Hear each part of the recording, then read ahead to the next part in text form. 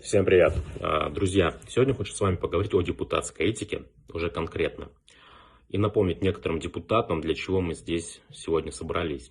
Так вот, знаете, как вы все прекрасно понимаете, в принципе, я такой же, как и вы, я вижу, что депутат — это человек, которого избрал народ, который является лицом народа, и он должен работать на пользу людей, которые его избрали. И для меня очень большой шок, когда я вижу раз за разом последние полгода, что для некоторых депутатов площадка Госсовета является не площадкой для работы, конструктивной и тяжелой работы на пользу нашим гражданам, на изменение в лучшую сторону ситуации в нашей республике, а просто хайпажорством. И да, в первую очередь я об этом говорю об Олеге Михайлове, который у нас закатывает бенефисы на сессии, который закатывает бенефисы на заседании комиссий, на комитете и прочее. Да, с ним нахожусь в одном комитете природоохранном. Так вот, это все уже крайне надоело. Особенно, когда человек кричит, что нам нужно менять республику в лучшую сторону, но при этом ничего не делая. А как ничего не делая? Ну, все так и есть.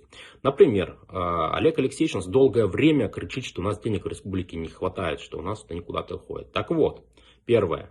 Олег Алексеевич не был ни на одном рабочем совещании по бюджету. Вот за полгода, которые у нас были, ни на одном. Зато кричать о бюджете он может. Но какие-то вносить реальные изменения он не хочет. Ему это не надо. Просто нужно покричать. Второй момент, о котором я хочу вам сказать, это было в прямом эфире записи на сессии. Когда он кричал, что у нас там деньги уходят не пойми куда, я предлагал Олегу Алексеевичу осуществлять контроль за исполнительной властью и работать вместе с ними, чтобы у нас изменять эту ситуацию в лучшую сторону. Потому что напомню, что госпрограмма у нас выполнена всего лишь одна, а деньги на все остальное у нас так и остались, потому что у нас не реализовано. Но Олег Алексеевич в очередной раз ничего не сделал. Вот я, если честно, знаете, привык, как любой житель нашей республики, что люди должны у нас отвечать и за слова, и за поступки. Но чтобы это отрегулировать, чтобы все-таки направить в правильное русло, потому что абсолютно любой человек может ошибиться. И я верю, что Олег Алексеевич тоже может измениться в лучшую сторону. Но для этого я буду вносить изменения в регламент работы депутатов.